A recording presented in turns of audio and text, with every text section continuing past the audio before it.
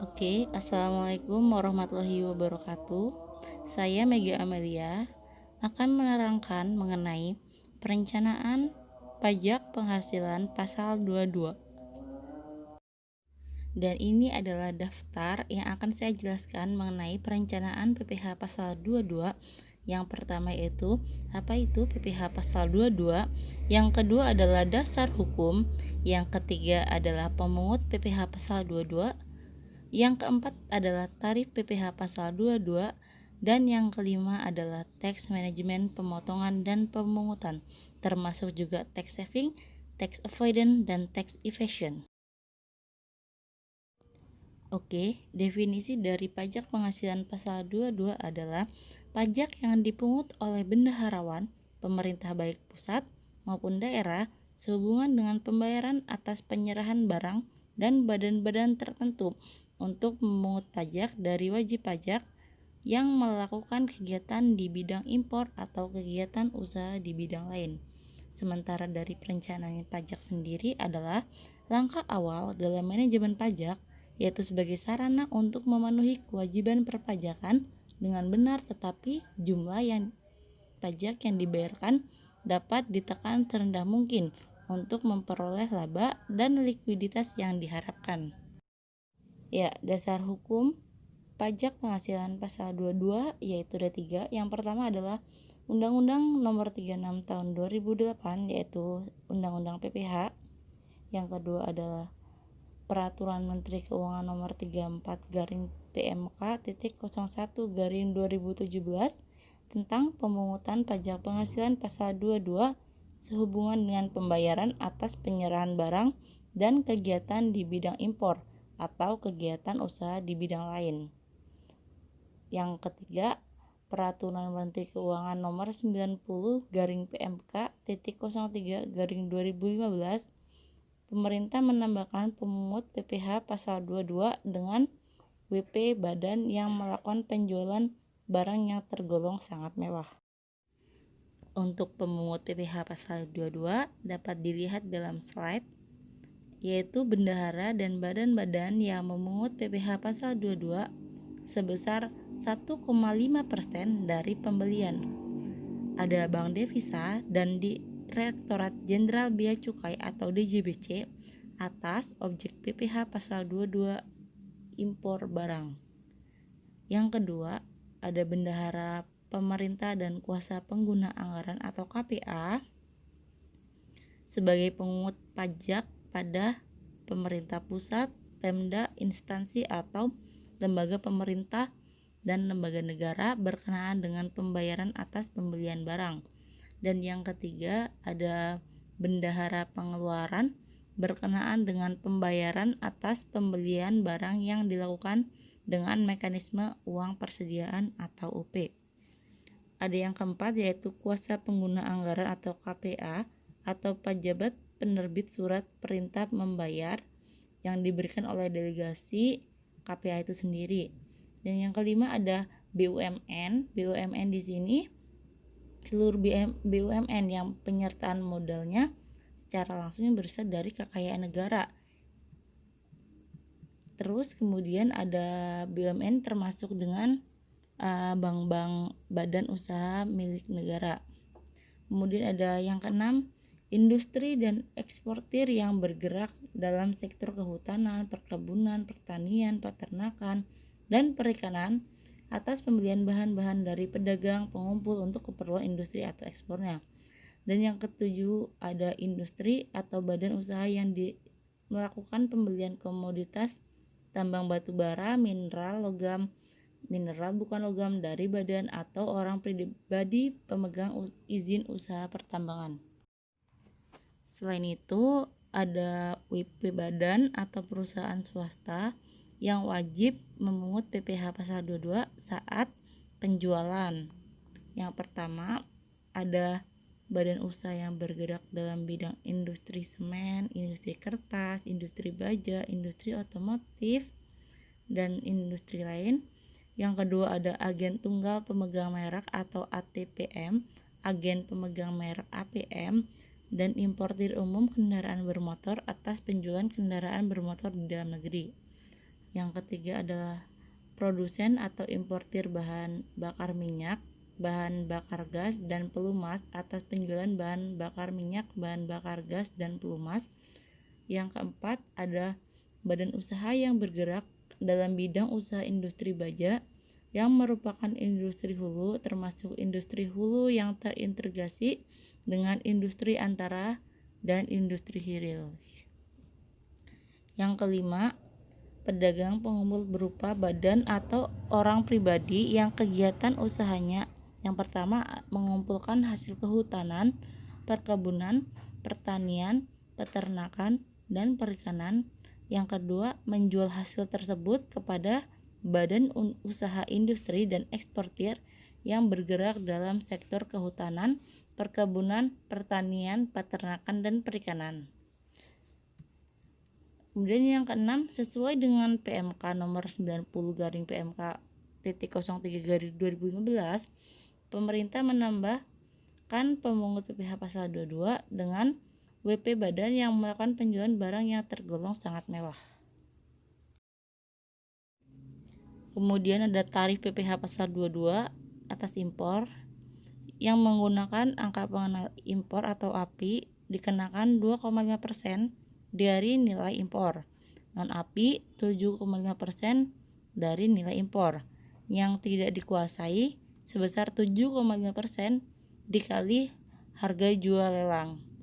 Nah, yang kedua ada atas pembelian barang yang dilakukan oleh DJPB, bendahara pemerintah, BUMN atau BUMD, yaitu sebesar 1,5% dari harga pembelian, tidak termasuk PPN dan tidak final. Yang ketiga ada atas penjualan hasil produksi yang ditetapkan berdasarkan keputusan DJP, yaitu kertas sebesar 0,1% dari DPP PPN dan bersifat tidak final. Ada semen sebesar 0,25% dari DPP PPN dan bersifat tidak final. Ada baja sebesar 0,3% dari DPP PPN dan bersifat tidak final. Kemudian ada otomotif sebesar 0,45% dari DPP PPN dan bersifat tidak final. Kemudian ada atas penjualan hasil produksi atau penyerahan barang oleh produsen atau importir bahan bakar minyak gas dan pelumas adalah sebagai berikut. Yang satu, pemungutan PPh pasal 22 kepada penyalur atau agen bersifat final selain penyalur atau agen bersifat tidak final. Yang kelima ada atas pembelian bahan-bahan untuk keperluan industri atau ekspor dari pedagang pengumpul ditetapkan sebesar 0,25% dari harga pembelian tidak termasuk PPN. Yang kelima ada atas impor kedelai, gandum, dan tepung terigu oleh importir yang menggunakan API sebesar 0,5% dari nilai impor. Dan yang ketujuh adalah untuk yang tidak memiliki NPP dipotong 100% lebih tinggi dari tarif PPh pasal 22. Jadi itu adalah tarif PPh pasal 22 kawan-kawan. Kita masuk dalam tax management PPh pasal 22. Untuk mendapatkan persentase dari pajak penghasilan PPh 22 dihitung dari harga barang atau nilai CIF plus BM. Di dalamnya terdapat cost insurance dan freight plus biaya masuk tambahan jika ada. Setelah itu terdapat dua tax manajemennya, yaitu yang pertama adalah peminjaman. Memfasilitasi penggunaan peminjaman API bisa terjadi digunakan oleh unit-unit bisnis dalam grup perusahaan atau konglomerat. Yang satu dengan yang lainnya sudah saling kenal dan berada dalam payung kepemilikan perusahaan yang sama. Malah itu mungkin menjadi suatu kebijakan bisnis grupnya yang harus dijalankan dan dipatuhi. Jika ini berhasil diimplementasikan, tax planner bisa menekan beban PPh pasal 22 menjadi sebesar 5% dari yang tadinya 7,5% menjadi 2,5%. Jadi kalau kita tidak punya API kan biasanya 7,5%. Terus kalau ada fasilitas peminjaman ini kita bisa menghemat 5%. Jadi dikenakan seperti memiliki API sebesar 2,5%. Kemudian ada yang kedua, yaitu dalam dunia shipping atau laut dan udara kita mengenal adanya handling fee yaitu jumlah fee yang harus dibayar berdasarkan perjanjian handling fee antara importir yang mempunyai API dengan pemilik barang atas jasa yang diberikan. Atas pengenaan handling fee tersebut dipotong PPh pasal 23. Nah, cara ini mungkin bisa dipakai oleh orang atau perusahaan yang tidak punya API dengan meminjam bendera perusahaan yang punya API untuk mengeluarkan barang impornya dengan kompensasi pemberian handling fee. Jadi kita kayak ngasih handling fee gitu, kayak ngasih fee yang harus dibayar gitu dengan perjanjian. Kemudian